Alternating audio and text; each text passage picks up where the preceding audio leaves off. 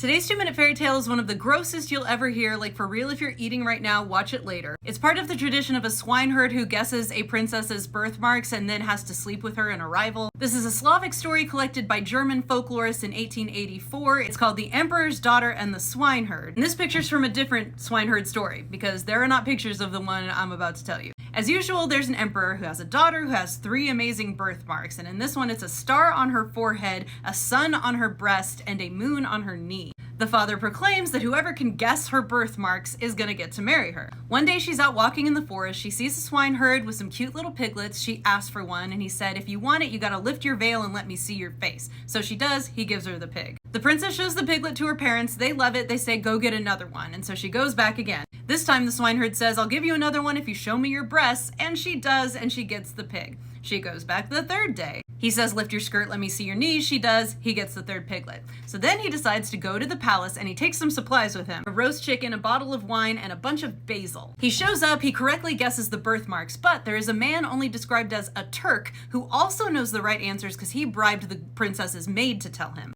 The princess prefers the Turk, who is handsome and well dressed, but they both got it right. So the king says, all right, the 2 of you sleep in the same bed with her, and whoever she's facing in the morning gets to marry her. They go to bed, and for some reason, the princess tells the Turk, go where the swineherd goes and do whatever he does. So in the middle of the night, the swineherd goes outside to eat the lunch that he packed. But he's squatting in the dark, so the Turk thinks he's squatting and pooping, and so he squats and relieves himself too. Then the Turk notices he's eating, so the Turk starts eating his own poop because he thinks that's what the swineherd is doing. Finally, the swineherd rubs basil all over his face, and the Turk thinks that's what he's doing with poop, so the Turk rubs poop all over his own face. They both go back to bed, and obviously as soon as she smells the Turk, the girl turns to face the guy who smells like basil instead of shit. In the morning, the swineherd wins her, and they live happily for the rest of their lives. And the Turk goes away.